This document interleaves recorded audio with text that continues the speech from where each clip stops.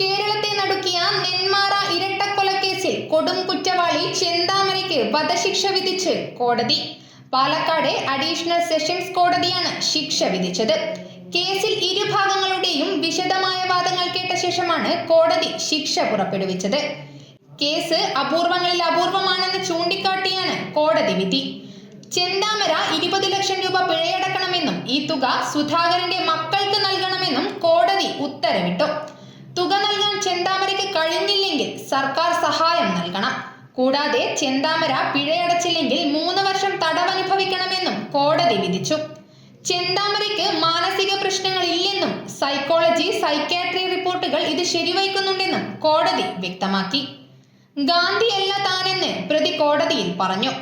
ഞാൻ അങ്ങോട്ട് പ്രശ്നത്തിന് പോകില്ല, ഇങ്ങോട്ട് വന്നാൽ വെറുതെ വിടില്ലെന്നും ചെന്താമര പറഞ്ഞെന്ന് കോടതി ചൂണ്ടിക്കാട്ടി. പ്രതിയെ പ്രകോപിപ്പിച്ചു എന്നാണ് കുറ്റം ചെയ്യാനുള്ള കാരണം. കൊല്ലപ്പെട്ട സുധാകരന്റെ മകളുടെ കാര്യത്തിൽ ഡിഫൻസ് കൗൺസിൽ മുൻപാകെ പ്രതി കുറ്റബോധം കാണിച്ചു. പ്രതിക്ക് മാനസാന്തരമുണ്ടാകില്ല. ഇരകളുടെ ഭാഗത്തു നിന്ന് പ്രകോപനമുണ്ടായിട്ടില്ല. പ്രകോപനമില്ലാതെയാണ് ചെന്താമരയുടെ കുറ്റകൃത്യം. മാനസാന്തരപ്പെടാനുള്ള സാധ്യത കൂടി നോക്കിയാണ് ശിക്ഷ വിധിക്കാറുള്ളത്. സമൂഹത്തിന് പ്രതി പ്രശ്നക്കാരനാണെങ്കിൽ വധശിക്ഷ നൽകാമെന്നും വിവിധ ഹൈക്കോടതി വിധികളുണ്ട്. എല്ലാ കുറ്റവാളികൾക്കും ഭാവിയുണ്ട്, എല്ലാ വിശുദ്ധന്മാർക്കും ഭൂതമുണ്ട്. സുധാകരന്റെ മക്കൾക്ക് ചെന്താമര ഭീഷണിയാണ്. കൊലപാതകങ്ങൾ ചെയ്തതിൽ പ്രതിക്ക് കുറ്റബോധമില്ല. ജാമ്യം ലംഘിച്ചാണ് കൊലപാതകങ്ങൾ നടത്തിയത്.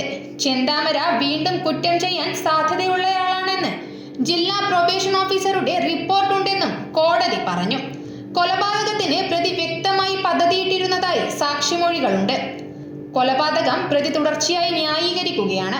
പ്രതി പറഞ്ഞ ഒരു കാര്യം മാത്രമാണ് യാഥാർത്ഥ്യമായി തോന്നിയത്. ജയിലിൽ ജോലി ചെയ്ത് സുധാകരന്റെ മക്കൾക്ക് ചിലവിന് കൊടുക്കാമെന്നത് മാത്രം. സാഹചര്യ തെളിവുകളാണ് കേസിലുള്ളത്. അതുകൊണ്ട് മാത്രം വധശിക്ഷ നൽകാൻ ആകില്ല എന്നാണ് മുൻ വിധികൾ. നേരത്തെ തന്നെ ജീവപര്യന്തം വിധിച്ചിട്ടുണ്ട്. മുൻ കേസ് ശിക്ഷയിൽ പരിഗണിക്കരുതെന്ന് പ്രതിഭാഗം പറഞ്ഞിരുന്നു. മുത്തശ്ശിയെ കൊന്നതോടെ മക്കൾക്ക് അതിജീവിക്കാനുള്ള അവസരം പ്രതി ഇല്ലാതാക്കിയെന്നും കോടതി പറഞ്ഞു. അതേസമയം പ്രതി മാനസിക സമ്മർദ്ദമുള്ളതിനാൽ സ്വയം അവസാനിക്കാനാണ് വീട്ടിൽ നിന്ന് കണ്ടെത്തിയ വിഷം സൂക്ഷിച്ചതെന്ന പ്രതിഭാഗത്തിന്റെ വാദം തെളിഞ്ഞില്ല. പ്രതിഭാഗത്തിന്റെ വാദം പൂർണ്ണമായി തള്ളിയ കോടതി പ്രതിക്ക് വധശിക്ഷ വിധിക്കുകയായിരുന്നു. ചെന്താമരയെ വിയ്യൂരിലെ അതിസുരക്ഷാ ജയിലിലേക്ക് മാറ്റും. മറ്റ് 2 പേര് കൂടി വധശിക്ഷയ്ക്ക് വിധിക്കപ്പെട്ട് വിയ്യൂരിലെ അതിസുരക്ഷാ ജയിലിൽ കഴിയുന്നുണ്ട്. 37 തടവുകാരാണ് സംസ്ഥാനത്ത് വിവിധ ജയിലുകളിലായി വധശിക്ഷയ്ക്ക് വിധിക്കപ്പെട്ട് കഴിയുന്നത്.